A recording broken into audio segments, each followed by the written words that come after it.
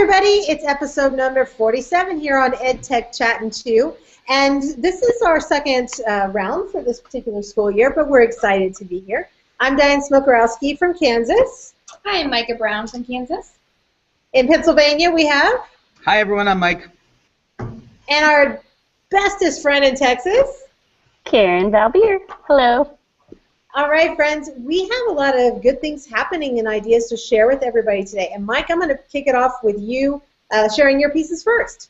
Okay, so over the summer I was blessed to be able to do a lot of traveling, and because we're big believers in global collaboration here on the podcast and what we do personally, I wanted to make sure that my travels were not just a learning experience for me, but that I was able to share them with all of the other teachers and students that I'm connected with through my different networks. And a lot of teachers asked me to use the video message feature in Skype so that they can demonstrate it. They wanted me to shoot teaching videos of the different places I was in so that they could share those with students, so they could share them with other teachers to show how you can bridge time zone gaps with Skype. So basically you can send a 3-minute video message through Skype to anyone anywhere in the world. So if I'm talking with someone in Australia, it's waiting for them when they get in the morning, they can send a response back. And so what I did is I set up a little game that we started playing, where in the different locations I would give 5 clues via video message to the person in the other location, and they would have to, after each clue, stop the video, pause it, do some research, and take a guess to see where I was, to see how few clues it would take them to go ahead and get the answer. But after I did 1 or 2 of these, I said, it's a shame that these video messages are only going to one teacher.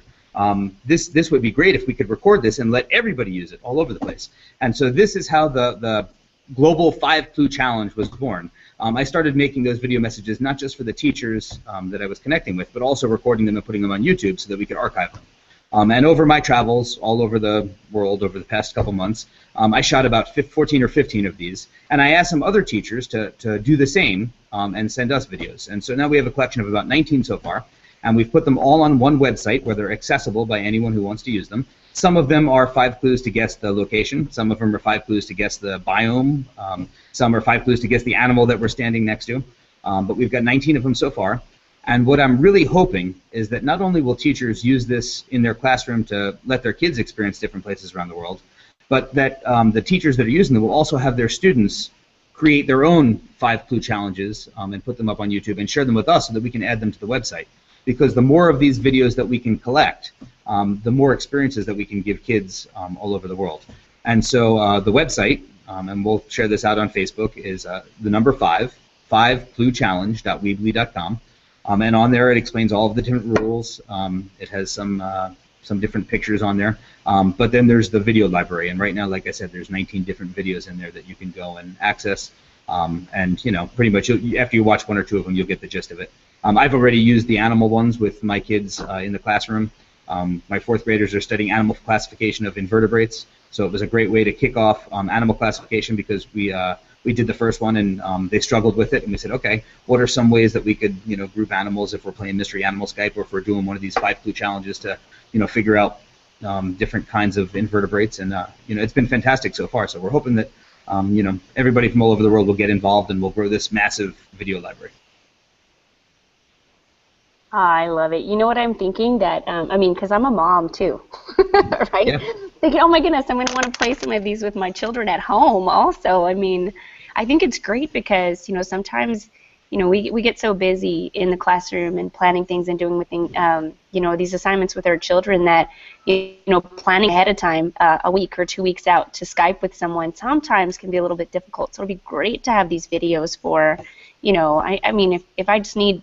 I want to make that connection with the kids for a certain area that we're studying, that we can go and find some videos. So I'm all for it. I may have to do this with my kiddo on the weekend and make a video for my area. Yeah, so here you're absolutely right, and I totally agree with you. And my kids loved, you'll see in some of the videos where I was traveling with my family, my kids actually were on the video and they'd share some of the clues. They got into it too. My daughter was being the camera person for me. She couldn't wait for me to shoot another video so she could be the camera person. So they got into it also, and I'm sure that they're going to want to make their own down the road. But one of the things I'm struggling with on the website, and those of you watching can give us feedback on this too, I didn't put the answers in with the videos because I didn't want kids to see them before they actually watch the video. And so I think it would be great if teachers could say, like, hey, we're studying Europe. let's pull some 5-clue challenges from Europe. But I didn't put that on the website because I didn't want. So right now I've got, I mean, I traveled, multiple different continents, and I'm not going to give away any locations, but like all of those are all just bunched together right now, in all the different places that I was, and all the different, we've got teachers from all over the world that submitted these videos also. So if anyone comes up with a good way to organize them, or tag them or search them, I'm not sure. But right now they're just all put together, so teachers will have to kind of watch them to preview, what they want to show to their kids. But still, so much fun. And as you were traveling around, it was kind of like, where in the world is Mike Sauceful? It was great to see your adventures this weekend or this summer. So what a great way to go back and reset your steps, I guess the word I'm trying to say. But very, very cool. Yeah. And then you also have some things to share about the garden project yet. How many people have signed up? Yeah, so the global garden project that we kind of had the idea for last year and that we're doing this year. Basically, a couple of different teachers that I'm in contact with, and this kind of grew out of some ideas that we had when I was traveling and I was in Kenya last year, and I visited some different schools, and agriculture was such a part of what they do in their communities, and those schools really wanted to use the garden to teach. And I thought it was such a great model, I wanted to bring that back here. And my kindergarten teacher happened to be very into gardening and had just won a big garden grant. So we decided that we were going to collaborate and bring in schools from all over the world who have their own community gardens at their school. And the gardens are going to be used for two purposes. The first one is going to be used to teach kids, core content like math and reading and, doing research and science. I've got my own science gardens right outside my classroom now, where we're going to do some experiments on soil types and fertilizer and that. But also, we wanted those gardens to benefit the community. And so the only requirement of the project is that those that are participating will use the garden to teach kids, benefit the community, and share their progress on a regular basis so that the rest of us can learn along with them.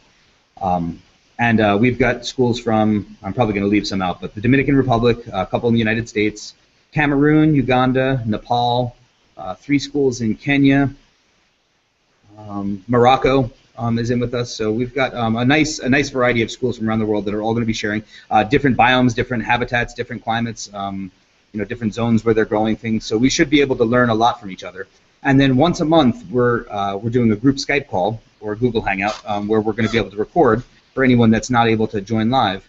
And we're going to talk with some of the best horticulturalists that we can find in the world. We've got a teaching farm in Kenya lined up. The New York Botanical Garden helped us out last year, and I think they're going to participate again this year. We're working on a partnership with the Bellevue Botanical Garden out in Washington State. We've got a horticulturalist that's friends with one of our teacher friends that's friends with Micah and Diane, has a former student who's a horticulturalist out in Kansas that's going to join us. And so each month we're going to have a Skype call where we can ask questions and get information about when we should plant seeds and what's the best way to do things so that all of our gardens get better. And in addition, we're going to roll in some STEM concepts also. Some of the schools that we're working with have certain challenges in constructing their garden. We know the Chiri Education Center is in the Kibera slum of Nairobi. They don't have a whole lot of room. And so students from around the world are going to help them design a garden that will work for them in the space that they have. So yeah, we're looking forward to it should be a really great year. And I know on the website, which is global-garden.weebly.com, each school has their own blog page where they're putting up updates. And it's only been up for about a week, but certain schools, I know I've got an update up. A couple other schools, our school in Venezuela, I think that's one of the countries I didn't mention, just put up their first post where they shared their plants that are starting to grow out. So yeah, it's been really cool so far, and I'm looking forward to seeing where it goes. Okay, that is beyond genius. And you were just saying. Well, you're talking about like how they can compare communities, biomes. What I think is going to be really interesting is what are we growing in our garden? What works better in Kansas versus Pennsylvania versus Kenya? Like, they'll just get to learn about all kinds of different food. It's awesome. Especially when they get to like, oh, I would never eat that. Now they're going to be curious about, I wonder what that tastes like. Yeah. Yeah. And I think even just regions of the United States, we grow such different things. I know, growing up in New York when I was a kid, I had never heard of okra before. But my wife being from, being born in Tampa and being a Southern girl, like, okra was just what she had. So that's just what they ate. And then when I went to Kenya, we learned that gumbo, what we think of gumbo as the dish that's made down in Louisiana, gumbo is actually the word for okra. which is where the name of our dish comes from. And so, just certain little things like that we take for granted that we don't think about. Kids are going to be able to learn those cultural differences and really learn a little bit about the world. So it's an exciting project. I'm happy. I love it. And you're going to be skedaddling here in just a moment. But why don't you tell what we're working on with second grade, our friends? I love second grade. That's my background. And so I'm really excited to be a part of a traveling buddy project. This is Pro. She knows a lot about this. So this is my first attempt at this. We're working with, I want to say, about six second grade teachers who have gotten stuffed animals, and we'll be sending those around the globe to find out about different communities. We're studying different types of communities, and of course the three here that we're nailing down is rural, suburban, and urban. Urban, thank you. But we know that there's so much more out there, and so we want the kids to see their buddies in those kinds of environments. So they'll be sending a little journal with them and traveling through. We're even thinking maybe we could connect with an island community, maybe with a military base community. Somebody's working in the Dodea. We have Danielle who we can tap into for that as well. And see if we can't have these stuffed animals be researchers of different kind of communities around the world. Right now they're getting ready to start home visits. So the buddy's going to go home with child number 1, where he adds to a traveling journal, then he goes to student number 2, and so forth. He'll do a full round of home visits here in our own community before he goes and travels to another community. So I don't know, friends. I'm thinking Pennsylvania and Texas look like a really good place to visit. Don't you? I love it. It's a fantastic project, and again, kids are just going to learn so much about people that are different than them, and they'll get stuff like that. We've seen the Flat Stanley project, and I know Sarah Bealey had her her patriotic project going on. I forget the name of it right now, but kids just go nuts for that because they have that emotional attachment with with what they're sending, and they want it. It's a perfect example of personification. They really, that stuffed animal comes to life for them, and they want to know what the story is. Exactly, and also this week, maybe next week, but in the very near future, at the Teachers Leading Going Global Facebook page, I'll be giving little tips on how you can start your own travel buddy project. We're doing those in graphics, so if you'll come like that page, you'll be able to see those pieces and use that as a place to help start or join or start your own project. Super fantastic experience that was launched with classrooms in Australia. It's been around, golly, over 10, 12, 15 years, something around in there. And they're just now starting to get a nice little surge back into play. So I'm excited to see them. So what's happening in Texas? Well, in Texas, actually we're starting back up with our iPads. We actually rolled out iPads to our early childhood the last 2 weeks of the school year last year. And so what's really cool is I've been utilizing our TV studio, and I took my son to work one day because I thought, my pre-K teachers, some of them are a little bit nervous about actually using the iPads to create with. And so we had some teachers come up with a really great plan for our lower grade in teaching them skills on how to take photos.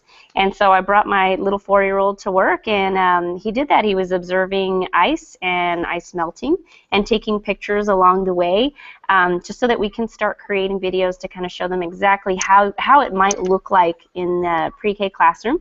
And then we're going to begin working with our kinder and our first grade ideas for lessons as well, just so that, again, utilizing those iPads isn't something separate. It's something that we're using along with learning while we're learning, and then the kids can use that feature for the video and the microphone to just explain what they've learned, and then using Seesaw to share that back out with the parents, and then also sharing and celebrating in the classroom. And so that's kind of where I am right now with early childhood.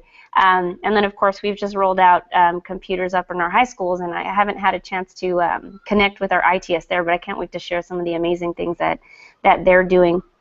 And in the summer, I actually went to Tots and Technology over in Galveston, and I'd heard about coding, and I'm guilty that I hadn't really taken part in much of it.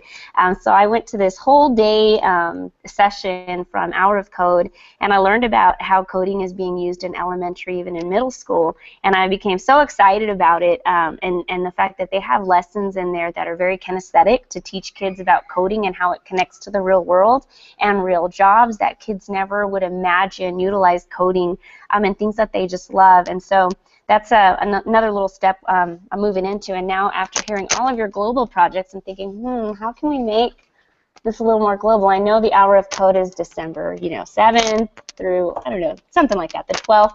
And I know that's global, but I'm wondering how we can connect classrooms too. So maybe that'll be something I can work on and make a nice little global project and join in with you guys. Well, and I think that the key to it is if your students can dialogue about something at all, you can definitely Skype about it. So we can help find those connections for you. The Skype in the Classroom website is going to have a complete overhaul here in the next couple of weeks, and it's supposed to be easier than ever for us to find other like-aged and like-minded classrooms, so maybe we'll help you find something even faster. Yeah. And we know that Skype in the Classroom traditionally has been very good about finding different connections of computer scientists for Hour of Code for that week, where not only can we set up maybe a collaboration between different classrooms in different places, but possibly bring in some experts that will work with more than one class at the same time. Through if we could set that up through Skype in the Classroom. So that's pretty cool. I love that idea. That'd be awesome. Yeah. Looks like Diane might have froze, so it may just be you and me, Karen. That's all right. But that's fine. Yeah. Anything else that you want to share, Karen? No, I'm just, I was just listening to all the things that you're doing, Mike, and I'm totally inspired. Well, I want my own classroom. I know you have your own classroom, but it's like, oh goodness. Yeah, and I'll be the first. It's been a struggle to, for the last 2 years, I was blessed to have a lot of really great opportunities to not just work with kids, but also to go and work with teachers in different places. And it definitely is a transition going back into a classroom where you've got kids, but I am having more fun teaching science than it's been years since I've had this much fun, because every day I'm coming in and I get to just, work with kids, and that's what I love doing. So it's been fantastic. And all of these other things that have sprung out, everything we do makes us better, and, you try and steal from your professional network and take the good ideas that other people are doing. And, I know if I would have jumped right into being a science teacher after being a 5th grade teacher, I don't know that I would have had these kind of ideas that I'm doing now, but it's because we've been able to, as a podcast, put these global projects together and learn from each other, that now, some of these things are starting to germinate and come to fruition. So It's too awesome. Yeah. I'm super excited about it. So one more thing that I want to share that has nothing to do with global projects or anything like that. But I've been asked if anyone's on Twitter that follows us, the hashtag Teachers Matter is being used right now, and it's a great hashtag, and it's one in your tweet deck you should put in there if you don't have it already. And it's all about celebrating teachers and all of the great things that they do, and great teaching. And we know the narrative about education is often negative right now, but there is so many good stories that are there to be told. And so I've gotten involved with the Varkey Foundation, and I've agreed to try and help promote that hashtag, so that it's not just the Varkey Foundation's, searching for stories of great teachers and great teaching and sharing that with the hashtag, but it's parents and students and us as teachers sharing about our colleagues and the great things that they're doing, and the teachers that inspired us to become teachers in the first place. And so as part of that effort to make that hashtag a little bit more interactive and to share more great stories, we're going to be kicking off for World Teacher Day, which is October 5th. We're going to be kicking off a monthly Twitter chat where we bring in everybody we can from all over the world to celebrate great teaching, and the questions are all going to be based on getting to those stories of wonderful things that are happening in the classrooms all over the world, so that we can, so that we can be inspired, not just inspire us as teachers, but inspire people outside of education to see the good things that are going on. Sounds like lots of good things happening. Yeah. So put that on your calendar, October 5th. Time to be determined, but I'll definitely be running that. I'm adding it Beautiful. right now. Yeah, so Diane, you never got a chance to share what's going on with you. Oh, well, the Travel Buddy projects are a big thing right now, but if my internet will play nicely, I do have a pretty cool thing to show you guys. Let me pull this up here real quickly. Hopefully it will show up as one of my windows to share. Dun-da-da. Yes. Okay. So I'm working on right now creating a list of different ideas that students could be using to break apart the same old PowerPoint assignment, okay? Because I think we see this way too much in the world. And so one of the things I'm working on is different kinds of mediums that students could work with, whether you're working with sculpture, painting, but I was looking also at fabric. And these showed up in my search this weekend. But these are book report t-shirts.